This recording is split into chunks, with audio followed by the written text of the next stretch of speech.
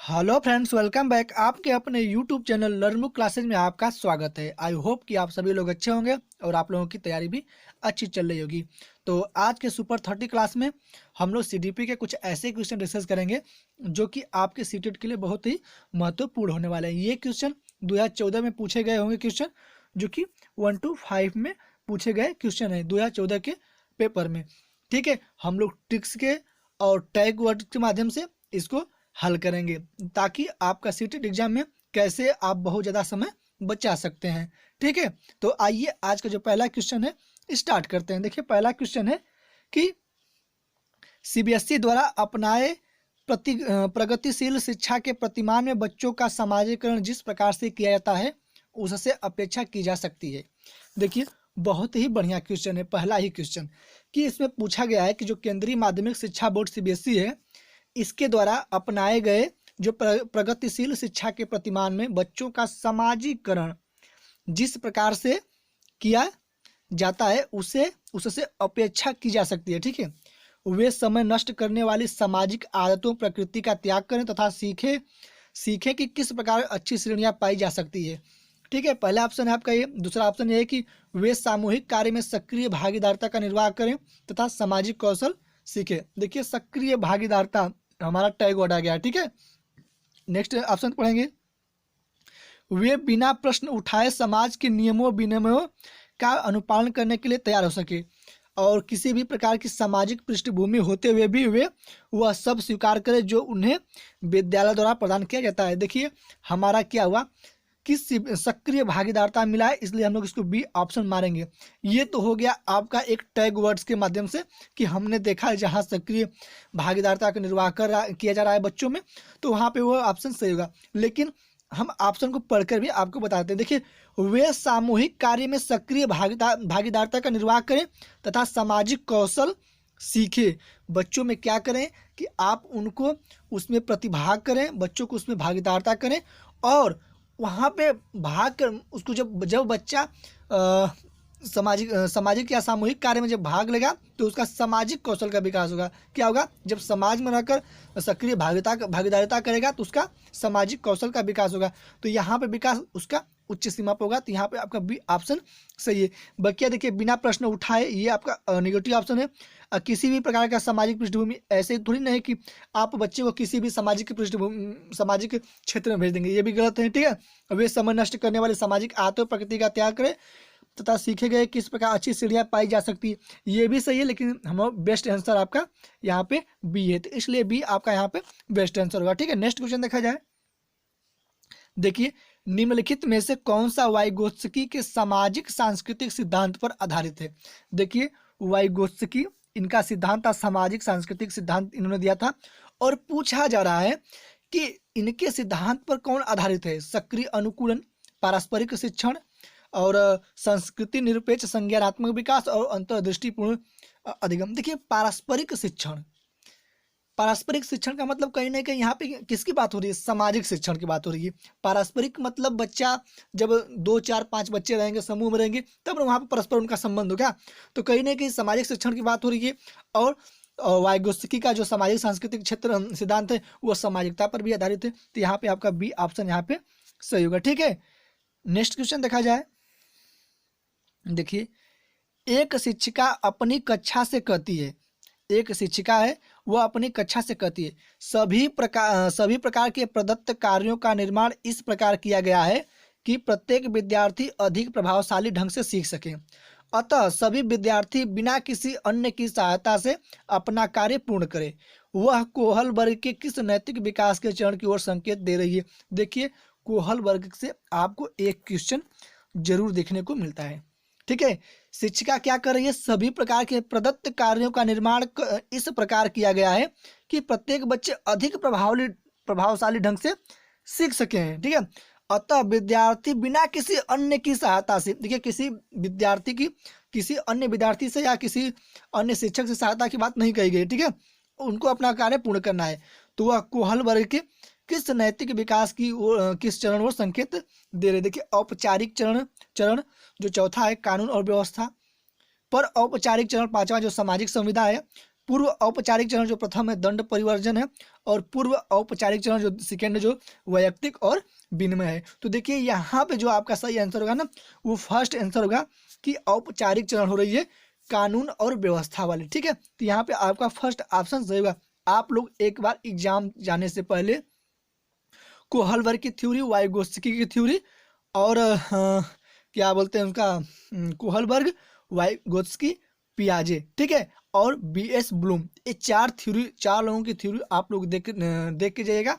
यहाँ से आपको 10 से 12 नंबर पूरे पेपर में मिल सकते हैं। ठीक है, 10 से 12 नंबर आपके पूरे पेपर में मिल सकते हैं। नेक्स्ट क्वेश्चन देखा जाए।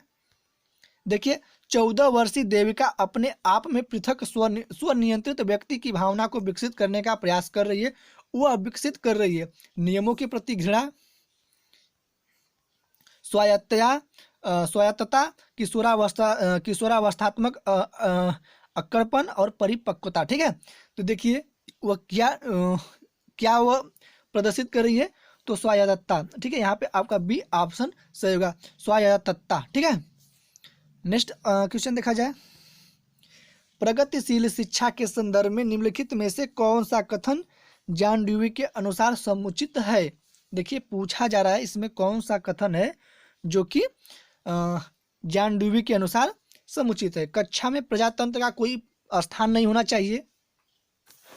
उसके बाद विद्यार्थियों को स्वयं ही सामाजिक समस्याओं को सुलझाने में सक्षम होना चाहिए। जिज्ञासा विद्यार्थियों के स्वभाव में अंतर्निहित नहीं है और अपितु इसका कर्षण संवर्धन करना चाहिए, और कक्षा में विद्यार्थियों का निरीक्षण करना चाहिए, न कि सुनना चाहिए। देखिए पूछा जा रहा है प्रगतिशील शिक्षा के संदर्भ में कौन सा कथन जॉन ड्यूई के अनुसार समुचित यानी सही है। ठीक है, आपका बी ऑप्शन सही होगा कि विद्यार्थियों को स्वयं ही सामाजिक समस्याओं को सुलझाने में सक्षम होना चाहिए। ठीक है, यहाँ पे आपका बी ऑप्शन सही होगा। ये आपके दोनों ऑप्शन गलत हैं। पहला भी ऑप्शन आपका प्रजातंत्र की बात हो रही है, ठीक है, वहां पर भी गलत है। नेक्स्ट क्वेश्चन है कि भाषा अवबोधन से संबंध विकार है। ठीक है, चलाघात, पठन वैकल्य, वाक संबंध रोग और भाषाघात। देखिए भाषा अवबोधन का संबंध विकार। ठीक है, तो ये भाषा अवबोधन का मतलब जो भाषा में विकार उत्पन्न हो रहा है, तो ये भाषाघात से हो रहा है, तो इसका डी ऑप्शन यहाँ पे सही होगा। नेक्स्ट क्वेश्चन देखा जाए। देखिए निम्नलिखित में से कौन सा आलोचनात्मक दृष्टिकोण बहुबुद्धि सिद्धांत से संबंध नहीं है। देखिए यहाँ पे पूछा जा रहा है कि कौन सा बहुबुद्धि सिद्धांत से संबंध नहीं है। ठीक है, यह शोध आधारित है, यह शोध आधारित नहीं है। विभिन्न बुद्धियां भिन्न भिन्न विद्यार्थियों के लिए भिन्न भिन्न पद्धतियों की मांग करती हैं। प्रतिभाशाली विद्यार्थी प्राय एक क्षेत्र में ही अपनी विशिष्टता प्रदर्शित करते हैं और इसका कोई अनुभवात्मक आधार नहीं होता है। देखिए मैं अब आपको एक ट्रिक बता रहा हूँ। मैंने बार बार आपको बताया है कि जो नहीं वाले क्वेश्चन होते हैं ना, उसमें 4 ऑप्शन आपको दिए गए होते हैं। 4 ऑप्शन में 3 ऑप्शन आपके सही होते हैं जिनको हमें गलत करना होता है, और एक ऑप्शन गलत होता है जिसको हम सही करेंगे। ठीक है, दूसरी भाषा में सुन लीजिए। 4 ऑप्शन में 3 पॉजिटिव होते हैं और 1 निगेटिव होता है, और जो निगेटिव होता है वही हमारा सही होता है। तो देखिए यहाँ पे बात हो रही है सी ऑप्शन में कि प्रतिभाशाली विद्यार्थी प्रायः एक क्षेत्र में ही अपनी विशिष्टता प्रदर्शित करते हैं। ये गलत बात है कि प्रतिभाशाली विद्यार्थी केवल एक ही क्षेत्र में अपनी विशिष्टता प्रदर्शित करेंगे। तो यहाँ पे निगेटिव है, इसलिए यह सही है। ठीक है, तो यहाँ पे आपका सी ऑप्शन सही था। नेक्स्ट क्वेश्चन देखा जाए। देखिए बहुबुद्धि सिद्धांत को वैध नहीं माना जा सकता क्योंकि विशिष्ट परीक्षणों के अभाव में भिन्न बुद्धियों का मापन संभव नहीं है। यह सभी 7 बुद्धियों को समान महत्व नहीं देता है। यह केवल अब्राहम मैस्लो के जीवन भर के सुदृढ़ अनुभवात्मक अध्ययन पर आधारित है, और यह सर्वाधिक महत्वपूर्ण समान बुद्धि जी कारक के अनुकूलन नहीं है। ठीक है, देखिए पहली बात तो यह केवल मैस्लो, आपका नेगेटिव इसको गलत कर दिए। ठीक है, यह सर्वाधिक महत्वपूर्ण सामान्य बुद्धि यश के अनुकूलन नहीं है, यह भी आपका गलत है। यह सभी बुद्धियां 7 बुद्धियों को समान महत्व नहीं देती हैं, ये भी गलत है। आपका फर्स्ट ऑप्शन सही है कि विशिष्ट परीक्षणों के अभाव में भिन्न बुद्धियों का मापन संभव नहीं है। ठीक है, फर्स्ट ऑप्शन यहाँ पे आपका सही है। नेक्स्ट क्वेश्चन देखा जाए। कक्षा में विद्यार्थियों के वैयक्तिक विभेद लाभकारी नहीं है क्योंकि अध्यापकों को वैविध्यपूर्ण कक्षा को नियंत्रित करने की आवश्यकता है। ठीक है, ये तो भाई बात गलत है। नेक्स्ट ऑप्शन देखा जाए। हानिकारक है क्योंकि इनसे विद्यार्थियों में परस्पर द्वंद्व उत्पन्न होते हैं। अनुपयुक्त है क्योंकि ये सर्वाधिक मंद विद्यार्थी की स्तर तक पाठ्यचर्या के स्थानांतरण की गति को कम करते हैं, और लाभकारी है क्योंकि ये विद्यार्थियों की संज्ञानात्मक संरचनाओं के खोजने में अध्यापकों को प्रवृत्त करते हैं। देखिए यहाँ पे आपका डी ऑप्शन बिल्कुल सही है। क्या करते हैं? संज्ञानात्मक जो संरचनाओं को खोजने में अध्यापक को प्रवृत्त करते हैं। ठीक है, नेक्स्ट क्वेश्चन देखा जाए।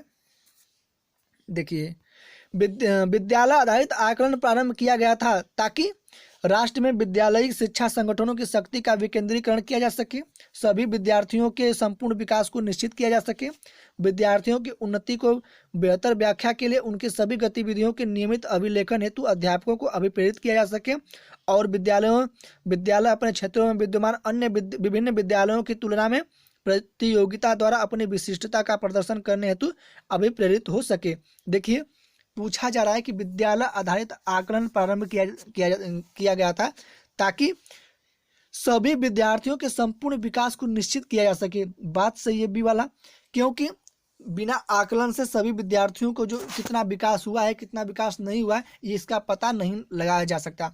ठीक है, इसलिए सभी विद्यार्थियों के संपूर्ण विकास की बात हो रही है। यहाँ पे देखिए, यहाँ पे संपूर्ण विकास को निश्चित करने की बात कही जा रही है। बी ऑप्शन यहाँ पे आपका बिल्कुल सही है। नेक्स्ट क्वेश्चन देखा जाए। निम्नलिखित में से कौन सा एक अन्य विकल्पों से संबंध नहीं है? देखिए यहाँ पे पूछा गया है कि संबंध नहीं है, तो वही आपको फार्मूला अपनाना है, वही ट्रिक्स अपनाना है। प्रश्नोत्तर सत्रों को संगठित करना, किसी विषय पर विद्यार्थियों की प्रतिक्रिया को लेना, प्रश्नोत्तरी परिचालित करना और स्व आकलन के कौशलों को प्रतिमानित करना।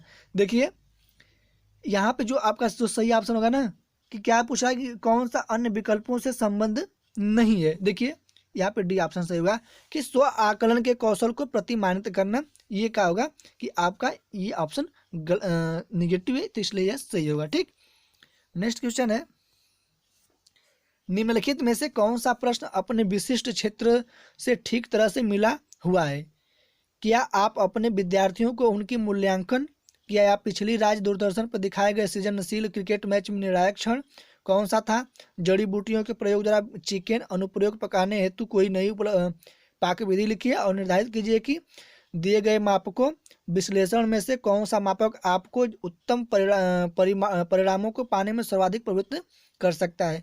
देखिए यहाँ पे आपका कौन सा ऑप्शन सही होगा। देखिए यहाँ पे विश्लेषण की बात हो रही है, ठीक है, और यहाँ पे सृजनशीलता की बात हो रही है।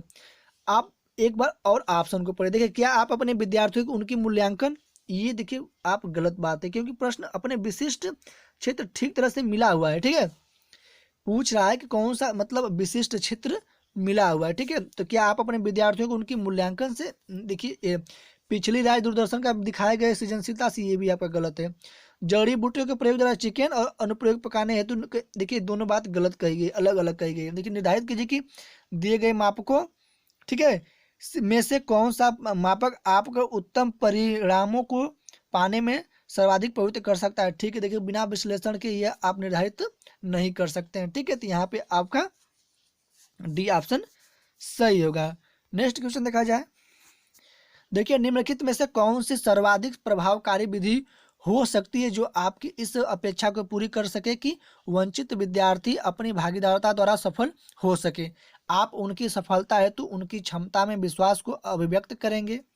सही बात है, पढ़ाए जाने वाले विषय में आप अपनी रुचि विकसित कर सकेंगे। देखिए, आप अपनी रुचि नहीं विकसित करेंगे, से बच्चों की रुचि विकसित करेंगे, तो यहाँ पे गलत हो गया। अपने लक्ष्य को महसूस करने के लिए बच्चों की अन्य बच्चों में तुलना, देखिए तुलनात्मक बात हमने कहा था, ये निगेटिव वर्ड है, आप इसको कभी मत यूज करिएगा। इस बात पर बोल देना कि आपकी उनसे अच्छी अपेक्षाएं, ये भी आप अपेक्षा नहीं कर सकते। फर्स्ट ऑप्शन यहाँ पे सही है क्योंकि आप उनकी सफलता है तो उनकी क्षमता में विश्वास को अभिव्यक्त करेंगे।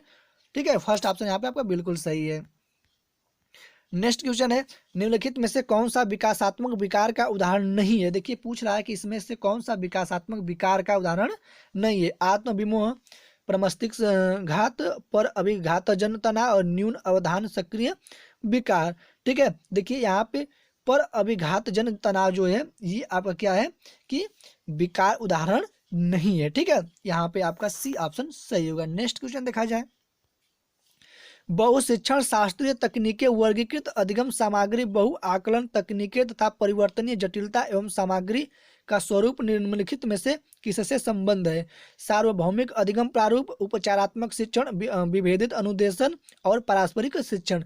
देखिए पूछा जा रहा है आपसे कि बहु शिक्षण शास्त्रीय तकनीकी वर्गीकृत अधिगम सामग्री बहु आकलन तकनीकी तथा परिवर्तनीय जटिलता एवं सामग्री का स्वरूप निम्नलिखित में से किससे संबंध नहीं है।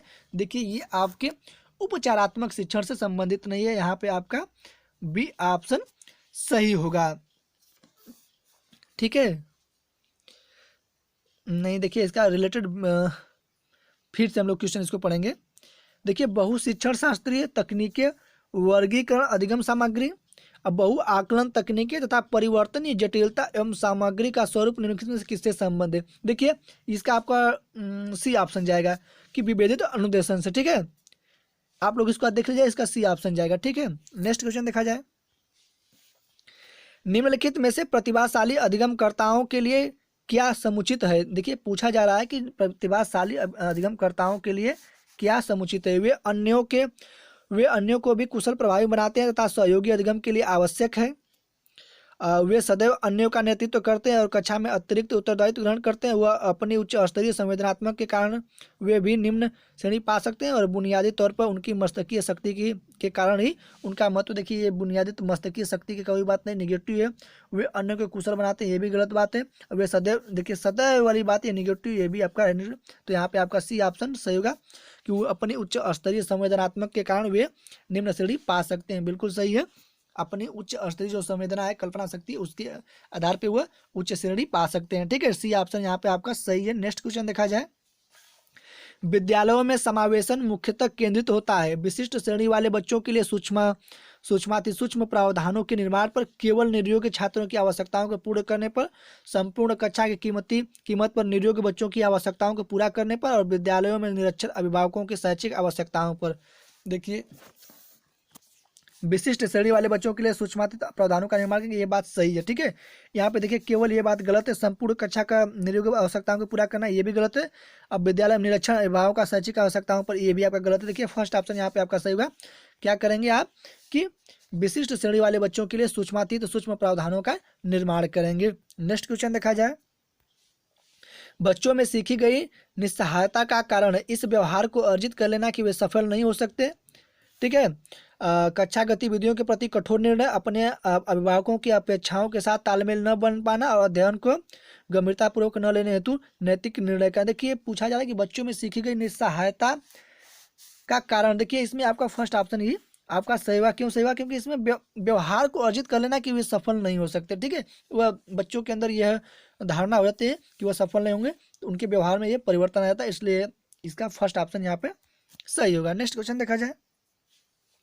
यदि एक विद्यार्थी विद्यालय में लगातार निम्नतर श्रेणी प्राप्त करते ही है तो उसके अभिभावक को अपनी सहायता हेतु परामर्श दिया जा सकता है, वह अध्यापकों की घनिष्ठ संगति में कार्य करे। देखिए बिल्कुल सही है, आपका फर्स्ट ऑप्शन सही लग रहा है। और मोबाइल फोन, चलो देखिए यहाँ पे गलत है, मोबाइल फोन का नाम आप ले लिए, कक्षा में नहीं चलेगा। ठीक है, नेक्स्ट ऑप्शन देखा जाए। जो भली भांति शिक्षा नहीं ले पाए उनके जीवन संबंधी कठिनाइयों, ये भी गलत है।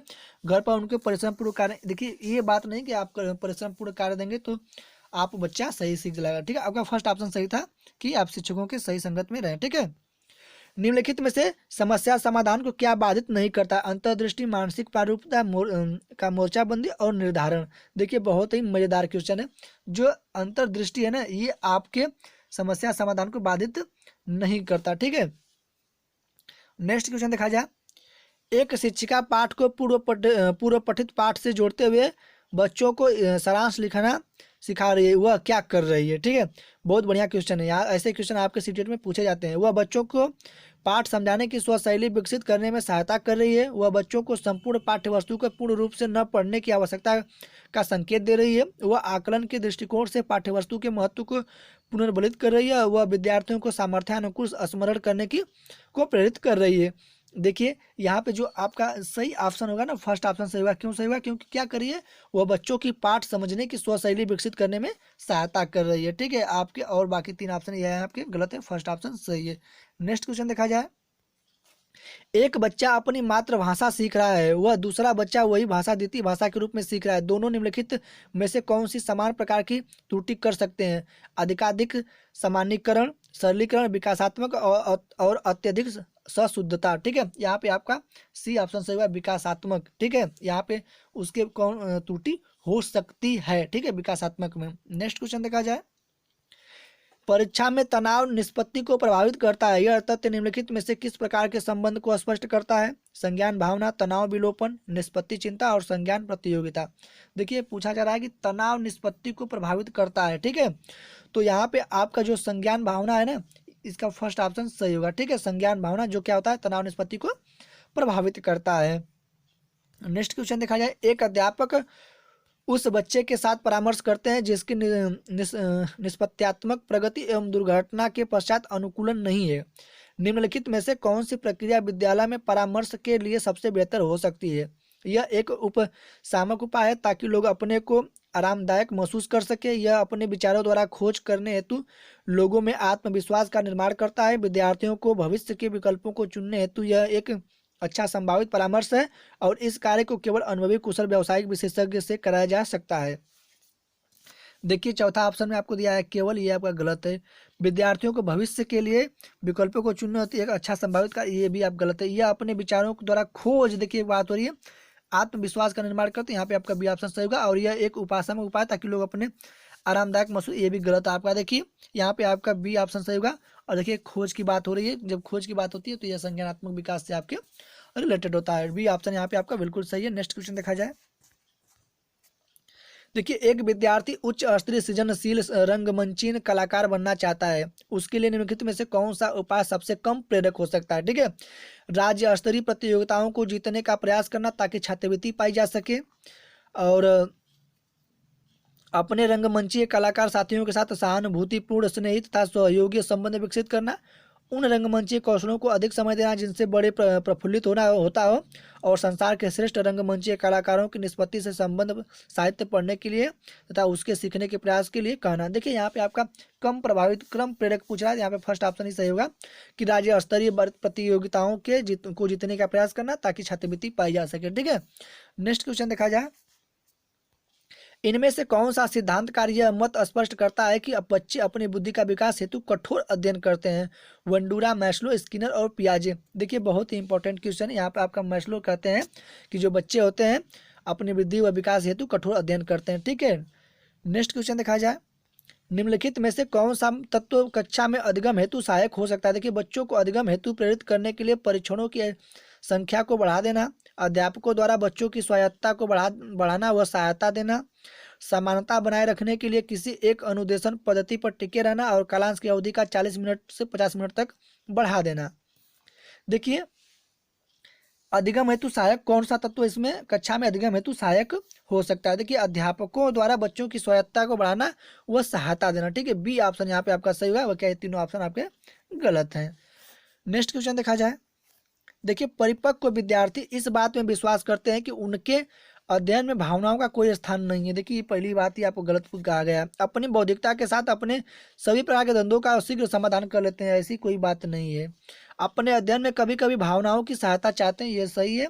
और कठिन परिस्थितियों में भी अध्ययन विचलित होते हैं, ये भी आपका गलत है। यहाँ पे सी ऑप्शन आपका सही होगा कि अपने अध्ययन में कभी कभी भावनाओं की सहायता चाहते हैं। ठीक है, नेक्स्ट क्वेश्चन है, पूर्व विद्यालय में पूरे विद्यालय में पहली बार आया बच्चा मुक्त रूप से चिल्लाता है। 2 वर्ष पश्चात वही बच्चा जब प्रारंभिक विद्यालय में पहली बार जाता है तो वह अपना तनाव चिल्लाकर व्यक्त नहीं करता, अपितु उसके कंधे व गर्दन की पेशियां तन जाती है। उसके इस व्यवहार परिवर्तन का क्या सैद्धांतिक आधार हो सकता है? देखिए बहुत ही इंपॉर्टेंट क्वेश्चन, 1 नंबर का आपका यहाँ से पूछा जाता है, इसको आप स्टार लगा लीजिएगा। देखिए विकास क्रमिक प्रकार से होता है, विकास निरंतरी होता रहता है, अलग अलग लोगों में विकास भी भिन्न रूप से होता है। विभेद व एकीकरण विकास के लक्षण। देखिए यहाँ पे डी ऑप्शन सही होगा कि जो ये बच्चा कर रहा था ना, ये क्या है, विभेद व एकीकरण विकास के लक्षण है। ठीक है, यह विभेद एवं एकीकरण के विकास के लक्षण है। ठीक है, आपके यहाँ पे तीनों ऑप्शन का कोई लेना देना नहीं है। नेक्स्ट क्वेश्चन देखा जाए, देखिए नेक्स्ट क्वेश्चन और आज का ये लास्ट क्वेश्चन, निम्नलिखित में से कौन सा कथन सत्य है? देखिए आनुवंशिक बनावट व्यक्ति की परिवेश की गुणवत्ता के प्रति प्रत्युत्तरात्मकता को प्रभावित करती है। गोद लिए गए बच्चा का वही बुद्धि लब्धांक होता है जो गोद लिए गए उनके सहोदर भाई बहनों का होता है। अनुभव मस्तिष्क के विकास को प्रभावित नहीं करता और विद्यालयीकरण का बुद्धि पर कोई प्रभाव नहीं पड़ता। देखिए यहाँ पे आपका फर्स्ट ऑप्शन सही होगा कि आनुवंशिक बनावट, जो आनुवंशिक बनावट होती है व्यक्ति की, वो परिवेश की गुणवत्ता के प्रति और प्रत्युत्तरात्मकता को प्रभावित करती है। तो यहाँ पे आपका फर्स्ट ऑप्शन यहाँ पे सही होगा। बाकी ये जो 3 ऑप्शन ये आपके गलत है। तो ये थे आपके आज के 30 क्वेश्चन जो कि CDP के क्वेश्चन थे, और ये 2014 के 1 to 5 में पूछे गए क्वेश्चन थे। ठीक है, तो आई होप कि आपको ये समझ में आ गया होगा। तो बस आज की क्लास में बस इतना ही। अगर अभी तक आप हमारे चैनल को सब्सक्राइब नहीं किए हैं तो सब्सक्राइब करें, दोस्तों को शेयर करें, और कमेंट करके जरूर बताइएगा कि ये वीडियो आपको कैसा लगा। जय हिंद, जय भारत।